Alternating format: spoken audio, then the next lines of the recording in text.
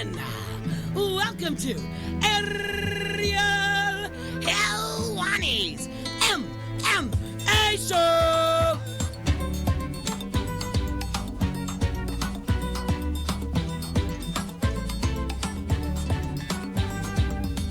Post-show time, and let me tell you something, York Ric. Last week, around Wednesday evening, I was thinking of crust first. I was dreaming.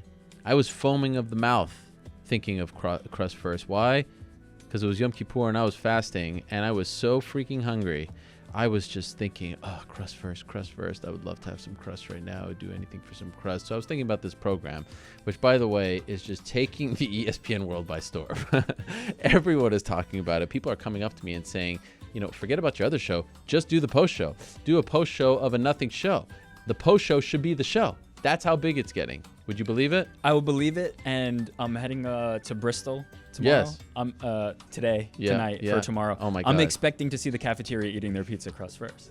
Crust first. They're going to swarm you. They're going to ask you what it's like to be on this program in this studio working with the great Jake back there. Everyone I'm ready. is going to be talking about you. I mean, I heard that they're going to do one of those like State of the Union addresses on campus for the long-awaited, much-anticipated arrival, the debut of one York Ric. Wow. I'm here, people. This is like when, who's like an Uber prospect that got called up from single A all the way to the majors? Oh, wrong sport for me. Yeah. I gotta abstain from this one. Yeah, I mean, there have been Uber prospects that have been called up over the years, of course, but I'm just trying to think of one who people talked about all the way from when they were in the, I guess like Vladimir Guerrero Jr. when he gets called up. I'll take it. Would be one. And this is what it feels like when you will finally step foot in Bristol. Who would have thought? It's gonna be magical. Who would have thought? Unbelievable. Did you fast on Yom Kippur? No, I did not. I got to tell you, every year when I do the fasting, 25 hours for people that don't know, it's the Day of Atonement. I try not to go on my phone. I don't use the phone. In fact, you called me while I was in synagogue. That's where you were. Yes. Okay. And well, I tried to abstain. However, the Jon Jones news broke.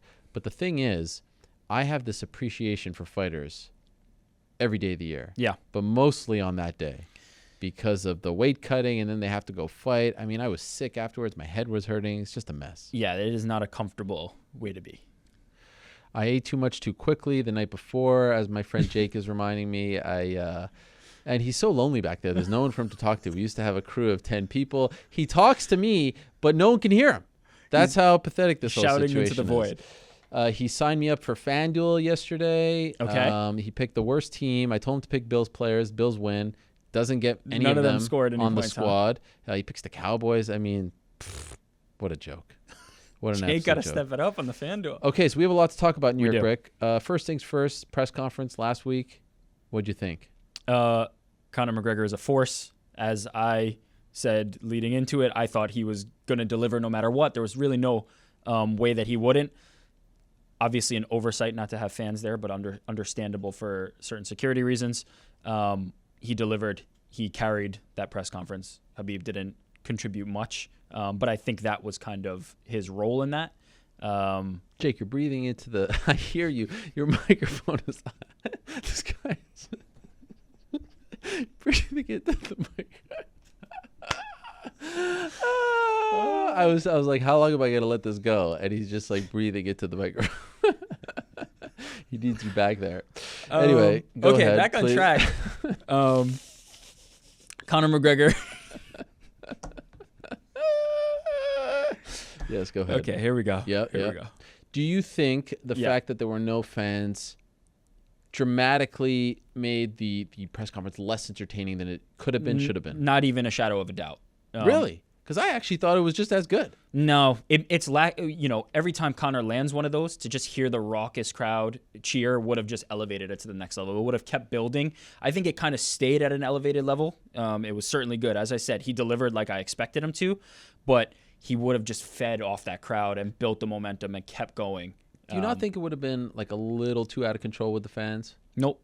You think it just would have been incredible? It would have been incredible. One of the greatest scenes The ever. environment was perfectly set up for it. It wasn't like the fans were on top of them. They would have been fine and they would have been able, Conor would have been able to play to them instead of, assuming that they're kind of following along. He would have actually had that feedback in real time.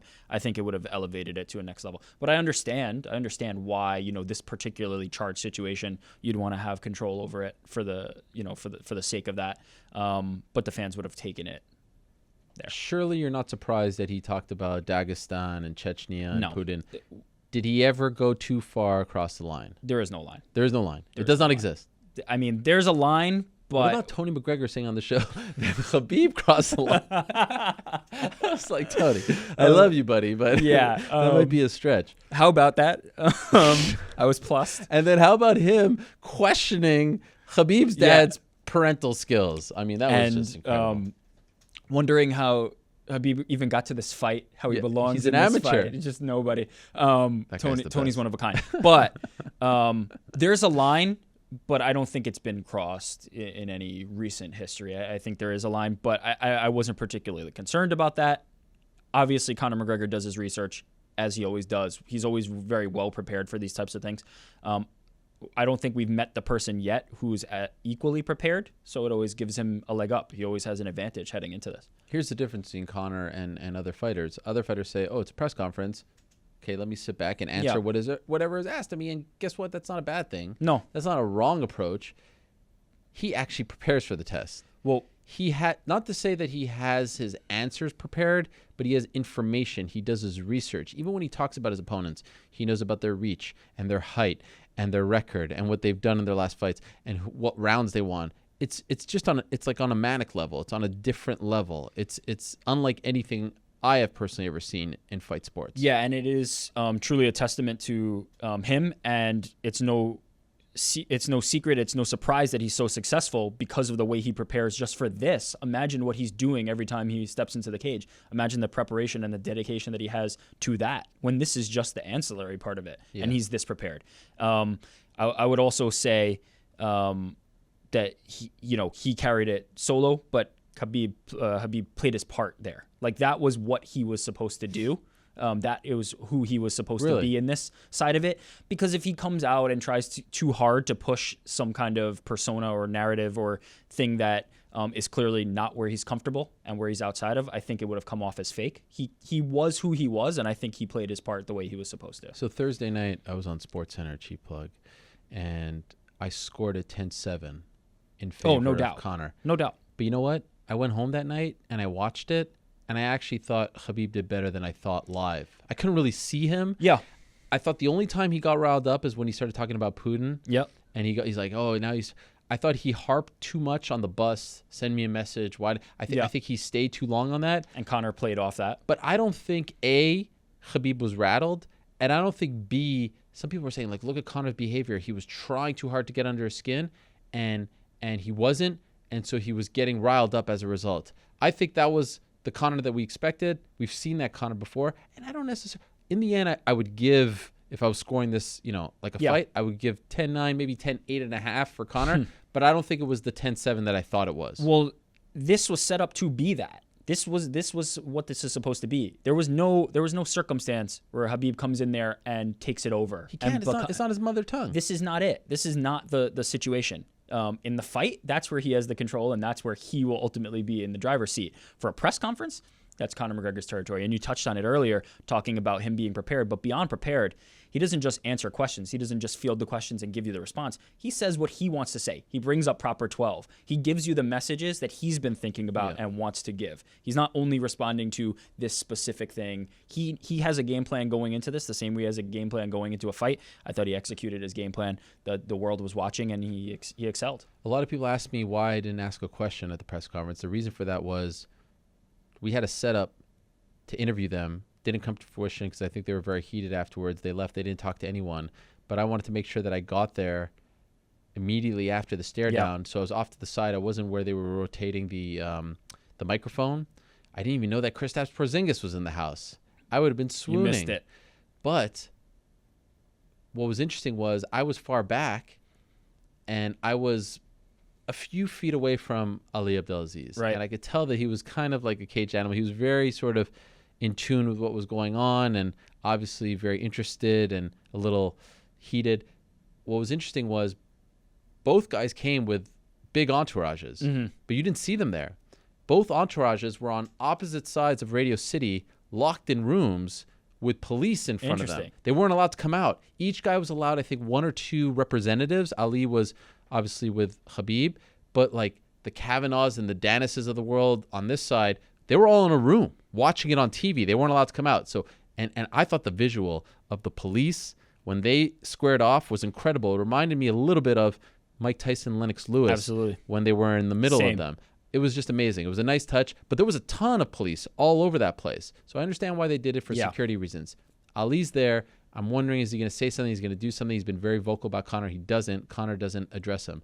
And then they square off, and then he says, why does this guy have 2 fake belts? And he may have thrown in a profanity. And then Ali... And then Conor responds.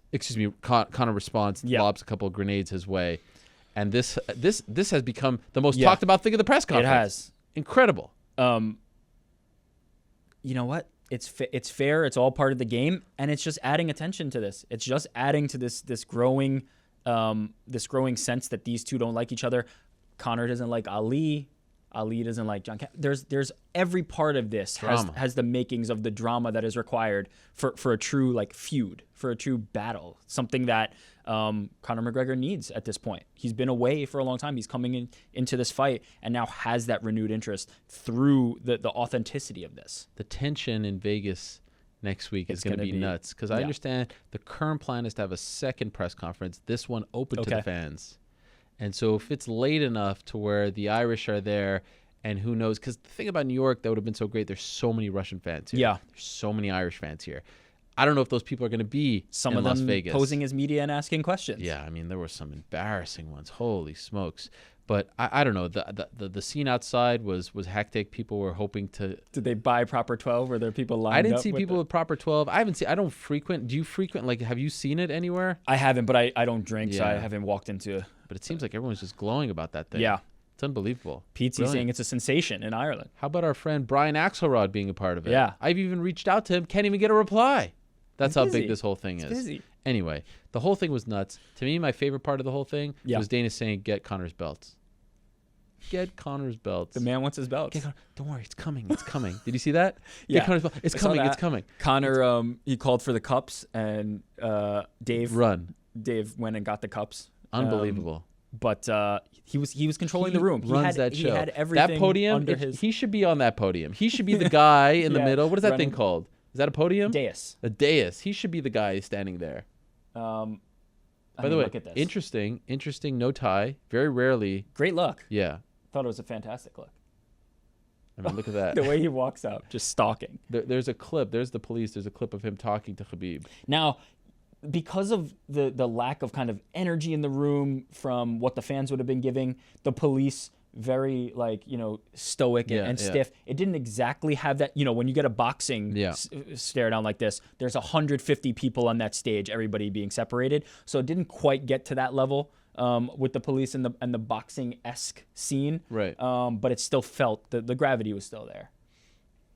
It was almost like watching a TV show. Oh, yeah. Because you're on a set and there's insanity happening, but it was super quiet. You know what? That's the eerie. Perfect description of it. It was a TV set version of a press conference. Yeah. That's exactly what it was. And they were facing the back. The media was facing the seats, so we got to see the empty chairs. They didn't really get a scope. Like, they were sort of like if the stage was here, their backs were towards the audience. So it's not like, but it's a big, I mean, this is Radio City Music Hall. This is one of the most iconic theaters in North America, maybe the world, right? It's big. And so it was a little just hollow in there.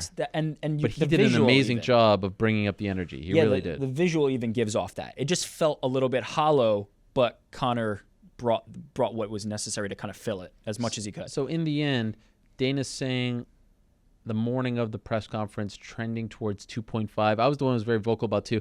I don't think 2. I don't know what that means. 2.5. I don't think 2.5. No way. First of all, who's ordering pay-per-view in 2018 3 weeks before? Well, that's the thing. What are these metrics based on? What is 2.5 based on? What could you be possibly reading at this moment right now? Now, obviously, they've done enough pay-per-views where they can go, okay, we're looking at this. This is the number of engagements on social media. This is the number of people who have ordered already, and maybe do some kind of forecasting. But this seems like such a very specific pay-per-view, a very specific best instance right now with this Conor McGregor and Khabib fight, I don't know how you would be able to measure that. I don't know how you would be able to. I still think it's going to be tough to get to at this juncture. They're just not doing a lot. You see the kind of impact they have when they do something. Yeah, it's huge. So we'll see what happens in the next 12 days or so. It's unbelievable that it's already here, right? It's here. It's crazy. I think this will be the start of where we see it increase. But that was a home run.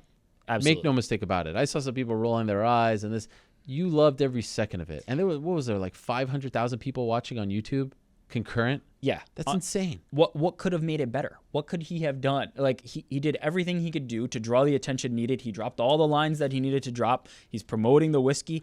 Every single part of that was covered and had the attention that he was after. He got you thinking about like the politics stuff. Like, it was just, there was so much to take away from that press conference. Yeah. There was so much to peel off of it. You know what I mean? It wasn't just two guys, you know, just sitting there answering questions. Saying, I'm going to knock you out, this and that. There was real animosity there. There was real storytelling, and Conor carried the load. And Conor is clearly still the featherweight and lightweight champion of the UFC. Yes. He said Khabib beat a real estate agent. All right, so that was the press conference. Also of note, last week, Jon Jones, 15 months. He's had a lot of big wins in the UFC. I think this might have been one of his biggest. That's right. Because no one, remember the day, I think it was August 22nd, when this news came out that he popped again. We were at Mayweather-McGregor. We were in the media room. We all thought he's gone for at minimum 2 years. Yeah. Maximum 4. He ends up getting less than 2. He ends up getting a random number in 15 months. And well, it's reduced based on it's just certain weird. things. The whole thing is just weird. But anyhow, massive victory, right? The biggest victory of his career, no doubt about it. Nuts. He will be back, still in his fighting prime, and ready. It seems like he's itching. He's been, putting the Instagram videos out, training. It's immeasurable what kind of injection Jon Jones could give to like the pay-per-view business, the UFC right now. But what about USADA? Yeah, I mean, that's the question. And I think that question's already one that has been on people's mind even before the Jon Jones thing. Yeah. Just we see Barnett, we see Verdum, we see Lyoto Machida, all these guys who are involved with USADA, Yoel Romero, and some of them not even being said to have taken the things that they were said to have been taken, that it was a tainted supplement situation or one thing or another.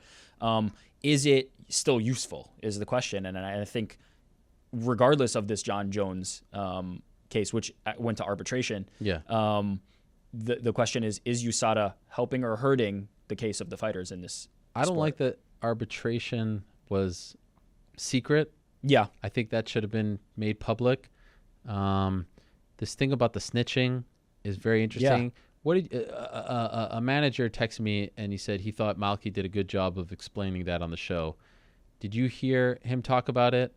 And if so, what did you think of him? Because I thought that, when he said like, I didn't read the whole thing. Like I think his initial answer was good, but then there were some holes that could be poked. Yeah, afterwards. I mean, according to the letter of the law, according to what's in the actual text, it seems like there has to be a way for Jon Jones to provide information going forward. Yeah. Not just things that have been provided in the past, and it has to be useful to USADA, and it can't be about himself. It's going to be about other people who are involved with performance enhancers or illegal substances, according to the sport. So I think Mckee answered it as best he possibly could at this moment. I mean, and he said he has to go back. Yeah. So one fighter actually told me who's been involved in this that he was offered that deal and turned it down.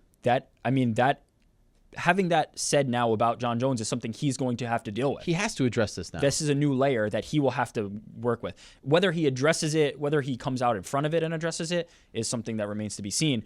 But that will be something that other fighters will be looking at him with a critical eye now. Other people in the media will be asking him about. He has to have come to the understanding in settling it this way that he's willing to take that on. He needs to clear this up. Yeah, he needs to address this. He hasn't done a single interview since. No. The initial Mckee news. says there's a big one coming. Yeah, so. let's see. But I think he has to address this. When it came out October 28th, everyone said November 3rd, right? Of course. Oh, it's obvious. It's like too perfect, and they maintain no. Yeah. How do you not? You look at, just go down the roster. Daniel Cormier, bum hand, Brock Lesnar, unavailable. He's the light heavyweight champion, right? Robert Whittaker is fighting early 2019. He's the middleweight champion. Tyron Woodley just told us surgery. Yep. He's the welterweight champion. He just fought. Khabib is 155. We know he's fighting next week. 145, Max Holloway. His team tells me not involved in that card. Maybe Toronto, right? 135, TJ. From what I'm hearing from both of those camps, TJ Cejudo, which is the one that they're talking about, not for that card. Yep. So that clears up the men. Cyborg is fighting December 29th. Right. Joanna and Valentina are fighting at 125. And then, of course, Matt Nunes at 135. Cyborg, yeah. And so there's no one else. Yeah. There's no one. Jon Jones would be perfect. He's the New York guy fighting against Alexander Gustafsson. That is the perfect fight. And it sounds like he's playing a little bit of hard to get. To me, they got to get that done. That is the only fight that makes sense for New York. Anything else feels like a bit of a letdown after the last two MSG cards. You have to assume that throughout this process, they had some kind of idea of when this was going to resolve itself. They would have loved, yeah. So you have to think that Jon Jones was preparing, and this seems like the date that would have worked out best. And it's a card that has been said that it needs this main event. I personally think Poirier and Diaz. You think it's big enough? Is a big enough fight. Okay, what do you think of the 165 stuff that they're talking about? The UFC doesn't have that division. If that is, I don't think that that's the way to launch a division, is to say, hey, we're going to fight for this new belt, and then the division fills itself in. I don't think that's the way to do it. And does that fight need a title attached? No, I think it's a big fight. You think Dustin versus Nate, MSG, after the last two MSG shows, had 3 title fights each, this card not having a single one is big enough? UFC will not do pay-per-views without title fights. I mean, other than a Conor fight, they will not do it. Period. That's why they do all the interims. Now they're going to go to MSG without a title fight? It's a big fight. Yeah. It's a big fight. I feel like if you get Jon versus Gus. That's a no-brainer. If you get that. Even Jon versus a heavyweight. Even like a Anderson Silva, James Irvin type of situation. Anderson Silva, Forrest Griffin type of situation.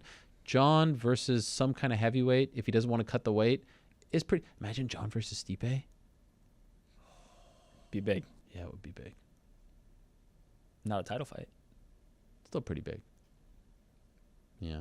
I think I think Diaz at some point, maybe not now, maybe this time has gone, had as much drawing power as Jon Jones, if not more, easily. Yeah. So I don't necessarily think that you're in a bad spot with Diaz headlining a pay-per-view. I really don't. I think the pay-per-view the basement and the ceiling are both reduced. It's shrunk this way, meaning you're not going to get as high as you used to. You're not going to go, all the way to the bottom. There is a baseline level, and it's somewhere in this middle here. I think Diaz headlining is going to get you that same number that you had for the last pay-per-view and the one before that until you have Conor McGregor and those main attractions. I don't think it's that big of a failure for having Diaz and Poirier headlining a pay-per-view. But would Jon Jones give it that little extra boost? Yeah, definitely. No doubt. It is big to have him back for the UFC. Huge. He's free as of October 28th, so a little over a year. My daughter's second birthday, I might add. So Sao Paulo in the books. Your girl, Livia Renata Souza. Fantastic. Incredible debut. Yeah. Amazing. Talis Ladies retires on top. Francisco Trinaldo retires Evan Dunham in a loss. Henan Barao continues to look anything but like Henan Barao. Charles de Bronx Oliveira breaks Royce Gracie's submission record. Sam Alvey apparently sets a record. I don't even know if he said it in this fight. I just noticed it in this fight, and then ESPN confirmed it. I don't think it was this fight. I think ESPN's Greg Rosenstein actually talks to Stats and Info, and I think the next person had like 10 or 12. That's right. So he's way beyond this being the record. He's already had the record for a long time now of fighting on fight nights. Fight nights in a row. He is like the quintessential 11 p.m. I'm falling asleep. This is a boring card, and here comes Sam Alvey. Yeah, it's just like it's like Groundhog Day every time. Never been on a numbered card ever. I'm not even talking about on the main card of the numbered card. Just like on the prelims. Any numbered card. It's all fight nights. Yeah, and he loses to Little Nog. Little Nog turned back the clock. Yeah, he turned back the clock on that one. I thought it was a good performance by him. Yeah, it was nice. So after a 2-year hiatus, been on the almost shelf. 2 years. Yeah. And then, of course, the Anders situation, which was tough to watch, right? Yeah. Collapsing, 6 days notice. Look, I mean, trying to like almost drag him to the corner. There's been times after fights where somebody in that position hasn't been as forthcoming, willing to speak and come out. I have to take it at face value. Eric Anders saying I was exhausted, which after that fight, I think has every reasonable right to be. I think we have to take it at face value and think that was what was happening there, and that he was toasted, he was exhausted, and he was done, and that was it. Yeah. But still, I don't want for him to take a bit of a break. I get it, but I'm not concerned. I'm not concerned where I think that something permanently was done. Where this is something to think about going forward. He was done. He was exhausted, and now he's gonna lick his wounds and come back. Anything of note as far as betting is concerned on that one? Well, I had one pick. Yeah. It was Talis Leites to win. There you go. Interestingly enough, when that pick was happening on Monday, the line, he was plus 115. And then by the time I came out here to the show, he was plus 105. So he was an underdog. He closed at, I think, a minus 155 favorite. Wow. So he ended up swinging a great deal and becoming the favorite in that fight. And as we saw, rightfully so, his gas tank outlasted Hector Lombard's, and he started really taking over in the second and third round. But what a way to go out. That is how you do it. Now, MMA retirements are something to keep an eye on. But if he truly went out that way in Brazil, facing adversity, coming back, winning second and third, there's no better way to do it. BJ Penn had a really nice post on him. He did. Saying that Andre Pedernera sent him over, right? He did, but it was fantastic. Yeah. But what it makes me long for is the day that BJ Penn finally goes, okay, enough is enough. I can walk away the same way. Yeah. It hurts to kind of read such a powerful thing, and now he's coming back against Ryan Hall. But what a great way to go out for Leites. Unfortunately for Dunham. Yeah, he was. Look, I saw some interviews in the back with him. He is at peace with it, I think. Yeah, and I think so. he's completely comfortable with where this is at. And another underrated career. Faced a who's who in this division in the UFC. Has been around for so long. Has ridden the highest of highs, the lowest of lows. A great career in the books for him. What about me calling Shevchenko and Joanna? Come on, give me my props. I'd say you made it. You made this fight happen. And they're still mad at me. And guess what? I'm doing you all a favor. This is rising the flyweight division into the discussion. Big fight, rising tide, lifts all boats, pay-per-view. It's not going to be on like some kind of crappy card. This is good. The attention for this will be far greater than any fight that Shevchenko would have had against another flyweight, and it will only help the division. You want this. Yeah. You absolutely want this. It was the right call. And if you think this is... And those two together going back and forth is going to be so much fun leading up to it. If you're a flyweight who's upset about this and you think, well, why is she getting the shot? Hope that she wins and that you get to face her then. Yes. Hope that's what happens. You want big names in your division. Yeah. Well, not only is it a big name, if she's not worthy and she somehow gets it done, great. Easier fight for you. You lucked into a new opportunity. So I think this will give the flyweight division some attention that it needs, and it will resume after that. It will resume regular course business. This is what they needed to do. Well, I'm saying if you're a flyweight who's in the division, and you were grinding and clawing, 1-0. Now it's time. Now you get a shot after that. I got to say, I like the Bellator card very much on Friday. AJ McKee is a real star, 12-0. A brutal knockout of John Teixeira. Rafael Lovato Jr., Rory mentioned him on the show today as a potential number one contender, and Patricky Pitbull. Unfortunately, it was kind of tough to see Roger Huerta lose like that, but it was a nice card. Sets the table for this weekend, and I am so excited. I cannot tell you how excited I am for Rory versus Gegard. I love that fight. I love everything about the fight. I like the card very much. Always fun to see Rampage and Vanderlei. If they're going to fight, have them fight each other. Carrie Melendez, of course, the wife of Gilbert Melendez. And the beginning of the tournament, Koreshkov Lima. But that fight, are there any odds on that fight? I haven't even checked. There are. Yeah. You know it. I do. Okay. Rory is a 2-1 dog, and Gegard is a little over a 2-1 favorite. There's only one line out. Yeah, unfortunately. I would have liked to see some more lines. I'd love to give a pick this week, but I don't like the odds. Why? I think Gegard's going to win the fight, in my opinion. I think he's just going to be too big and too physical. He wins? I think he's going to be too much. I think he might finish him. I think this is. Wow. I think Rory is a welterweight. I really do. I believe that's where he belongs. And I think Gegard is a middleweight. Now he's not the biggest middleweight, but he's big enough, and he uses his size effectively. So I don't think that Rory is going to come in and be able to beat Gegard. But I don't like it at 2+1. I don't see that. I think Rory deserves more respect than that. So, but also not enough for me to be. I think it's a dog or pass, and I'm passing. It'd be nice if someone put out odds as far as the entire welterweight tournament. I mean, I think there will be futures for that. I don't know if they're there that's yet, what it's called, but I think there futures. will be futures for that. Because I would imagine Rory would be the favorite. Absolutely. But like, I'd love to know where a Ed Ruth or a Neiman Gracie. Well, that's where you get the dark horses. That's where you get the Yeah. guys that the value is on. Because I don't think an MVP will necessarily have the odds that you'd be looking for in a future like that. He might, because he's so notable and they're expecting action on him, he might not be the one that you want to, risk the $10 on to win the big money. It might be an Ed Ruth or somebody like that. I don't know if there's futures yet. Somebody out there tweet us and let us know. Yeah. But if there's not, I expect there will be. Once it gets one more round in, they might start putting those out. Greg Hardy is fighting this week. They announced that. Kind of came together rather quick. King Mo versus Liam McGeary added to the Hawaii card on December 15th for Bellator. And like I said, there's Ryzen. There's the Bellator card. There's Cage Warriors in Wales. There's Sabina Mazo. And look at this. Jake telling me there are actual odds for the welterweight tournament. So give us the breakdown, Jake. Wait, are you on the air here, or do I have to repeat what you're saying? Yes, sir. Why are you so shy? You can't go straight on the air? All right, tell us.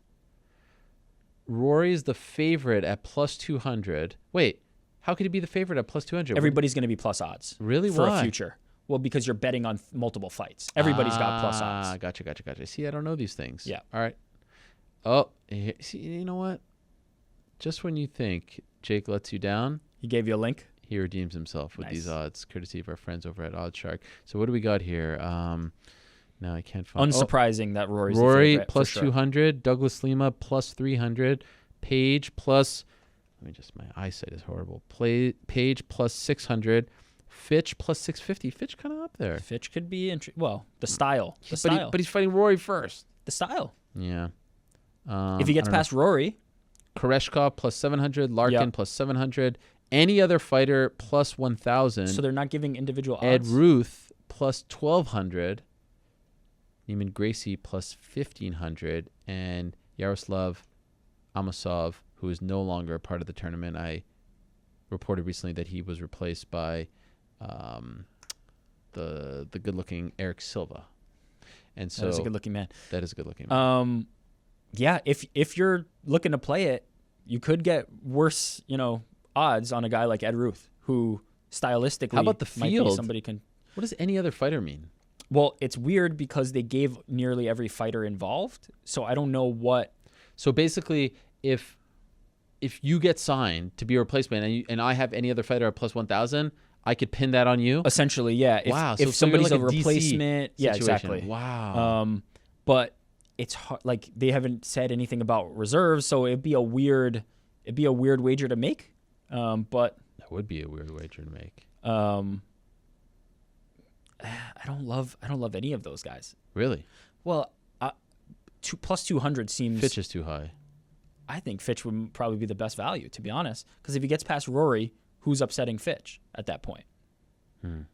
Stylistically, like he's got his tough matchup, and then he's probably going to be a favorite. But I mean, it should be paying. Rory is plus 200 in a fight with Gegard Mousasi right now. The odds should not be the same for him to win an entire tournament that they are for him to beat one matchup. That's a good point. Don't love that. So I don't see any odds out there that really jumped out to me. I'd like to see more money. By the way, speaking of odds, before we go, our friends at Bovada sent me this in the middle of the show. New odds on the Conor fight. Khabib is minus 155. I think there's a typo here because they have Khabib listed twice. And Conor is plus 125. And total rounds over 2.5 rounds, even under 2.5 rounds, minus 140. I think those are about where I'd see them. I haven't seen Khabib drop under minus 155. Oh, yeah, there was a typo. Yeah. That's as low as I've seen him. I've been noticing and hearing and reading about the Vegas book saying that the number of bets is in favor of Conor. A lot more bettors are coming in on the side of Conor, but the bigger bets, the higher value bets, are coming in on on Khabib, Mm-hmm. which doesn't shock me. And I'm expecting Conor will get pretty close to even or become the favorite right before the fight, and then Khabib will close as the favorite when the big money comes in right at the end. It's going to be a fun ride. I look forward to it. Enjoy your ride. Off to Bristol. Off to Bristol he goes. Based on The what you prodigal told me is son. waiting for me on the other end, I'm excited to do The prodigal son. Oh my gosh. The carpet that they will roll out for this man. I cannot wait to see it. All right. Crust first is over. Now we're at the tip of the pizza. You know what I mean? It's so weird. I had pizza for my meal heading into the fast. What was your post-fast? That's just like, you just got to go bagel, you just got to go cream cheese. But going in, I went pizza, and I was just very... Oh, yeah. I was very thirsty. It was very salty, very thirsty. I had like one with vodka sauce. It was just too crazy. I should have just went normal. It was Matt Serra taught me about it way back when. It's really good. I'm sure it's good, but why are you getting fancy right before? Yeah, I got fancy. I got too fancy. Darn it. I got too fancy, and then I was super thirsty at like 9 p.m. the night before. I'm like, what? I still got like 22 hours left of this. Brush your teeth a little bit. Try to get a little bit of liquid in there. You know what I mean? I get it. It's tough. It is tough. Anyway, great day. Thank you very much. Show. It was great to catch up with my friend Peter Carroll today. The best. What a mensch. I owe him everything. What an absolute mensch. You do? And you put me on a path. He squeezed me into that Liverpool jersey. That's right. That is right. Peter Carroll, great stuff from him. Great to hear from Mckee Kawa. Congrats to him and the team. Alexander Gustafsson campaigning. And how about Francis Ngannou getting all fired up? Right at the end there. Woo! All fired up about Brock Lesnar, Roy McDonald, big fight this Saturday on DAZN. Appreciate Rashad Evans stopping by. The one and only Tony McGregor. How much do we love him? Misha Tate, Eric Anders. Props to him. And, of course, Kayla Harrison for stopping by. Back next week. Same time and place. Until they say peace. I'm out of here.